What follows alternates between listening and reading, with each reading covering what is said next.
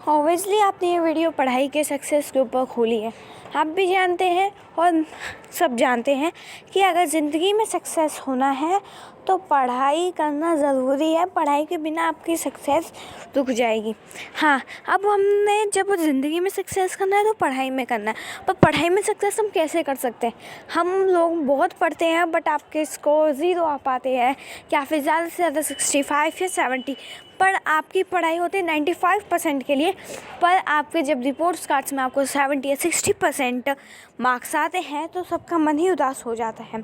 ऐसा क्यों होता है? और अगर हम जो पढ़ाई करते हैं और उसमें हमें कम मार्क्स मिलते हैं तो सबका दिल टूटता है। अब हम पढ़ाई कैसे करें कि जिससे हमारा दिल ना टूटे, मतलब कि हमारे रिपोर्ट कार्ड में अच्छे मार्क्स आए?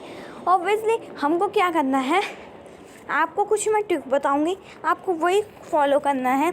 उससे आपको 99% तक इम्प्रूवमेंट मिलेगी अपने रिपोर्ट कार्ड में। अब ऑब्वियसली ये फरवरी का महीना चल रहा है, पढ़ाई के लिए पढ़ाई तो स्टार्ट करनी होगी क्योंकि अब पेपर आने वाले हैं। अभी मिड टर्म हो या फिर फाइनल पेपर हो, पर पेपर तो आने ही वाले हैं। तो हम कैसे पढ़ें? किस फॉर्मूले से पढ़ें? जिन बच्चों ने इस साल बिल्कुल भी नहीं पढ़ा है, जो पढ़ते ही नहीं है बिल्कुल भी, फाइनल पेपर के वक्त कॉपी लेके बैठ जाते हैं, उनके लिए भी मैं एक वीडियो बनाऊंगी। तो उसके लिए आप अभी मेरे चैनल को सब्सक्राइब कर दीजिएगा क्योंकि उनके लिए बहुत ही अच्छे मैंने ट्रिक सोच रखी है और मैं वो आपको बताऊंगी। उसमें तो आप 100% इम्प्रूवमेंट करोगे। और जिनको याद सब है बट उनके मार्क्स कम आते हैं, उनके लिए वीडियो है क्योंकि उनके लिए कुछ कम ही टिप्स हैं। अब आपको पहले क्या करना है, आप एक शेड्यूल कीजिए। शेड्यूल में एक कॉलम में लिखिए अपना सब्जेक्ट, सेकंड कॉलम में लिखिए अपना चैप्टर, थर्ड कॉलम में लिखिए रिवीजन, फोर्थ में लिखिए टेस्ट, फिफ्थ में लिखिए प्रिपरेशन एंड सिक्स्थ में लिखिए और रिवीजन, और सेवन्थ में लिखिए सैम्पल पेपर, SMP भी लिख सकते हो। ठीक है। अब मैं ये क्यों लिखने को बोल रही हूँ, क्योंकि जब आप इसको फॉलो करोगे तब ही आपका इम्प्रूवमेंट होगा। अब क्या करोगे, पहले आप टेस्ट करोगे, फिर प्रिपरेशन करोगे, ये सब फॉलो करना। और जब आप एक ही चीज़ को 5-6 बार तक याद करोगे, ऑब्वियसली आपकी पढ़ाई बहुत ही अच्छी होने वाली है। अगर जो लोग ये रूल फॉलो नहीं करना चाहते उनके लिए भी दूसरा रूल फॉलो कर सकते हैं। वो दूसरा रूल क्या है देखते हैं। दूसरा रूल में आपको जब भी आपका पेपर हो, आप में बीच में गैप मिलता है, आप क्या कीजिए, अगर आप रिवीजन नहीं करना चाहते हो तो आप सैम्पल पेपर सॉल्व कीजिए। अगर आप चैप्टर्स को रीड कर लीजिए एंड फिर क्वेश्चन आंसर लर्न कर लीजिए, एक बार भी आप कर लो तो, एंड सैम्पल पेपर सॉल्व कीजिए। और अब पेपर पास ही आने को है, मतलब कि परसों ही आपका पेपर है, तो आप क्या करें, आप चैप्टर रीड कर लीजिए, मतलब कि रीडिंग कर लीजिए, क्वेश्चन आंसर की नहीं चैप्टर की, क्योंकि कुछ चैप्टर्स के अंदर भी आता है क्वेश्चन आंसर। तो एक साइड से जो इम्पोर्टेंट होते हैं वो होते हैं, पर बीच में से जो आ जाते हैं वो आपको चैप्टर्स के अंदर ही मिलेंगे। ये वीडियो थोड़ी लंबी जा रही है, पर कोई भी गलत टिप नहीं है। अगर कोई गलत टिप है तो आप कमेंट बॉक्स में कीजिए गलत टिप है।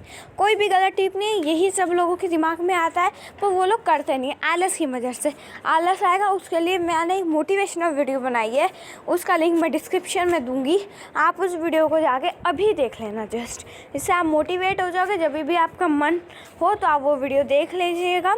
और आपने अगर वो वीडियो देखी है तो इसमें अपना नाम कमेंट कर दीजिए, उसमें भी नाम अपना कमेंट कर देना, तो मैं समझ जाऊंगी कि आपने वो वीडियो देखी है।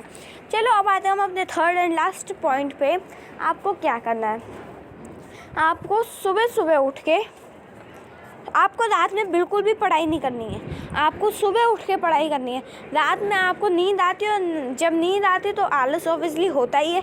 आलस में आपका माइंड नींद की तरफ रहता है और हम पढ़ाई पे जोर देते हैं। ऐसा हमको बिल्कुल भी नहीं करना है। हमको पढ़ाई मन से करनी है, मन तन दोनों से करनी है। ठीक है। तो सुबह जब आप उठोगे, थोड़ा सा हाँ आप नहीं कर पाओगे, खुद को मेंटेन नहीं कर पाओगे, बट आपको उठना है, आपको टाइमर लगा लीजिए। ठीक है। अलार्म लगा लीजिए, बट आपको सुबह उठना है।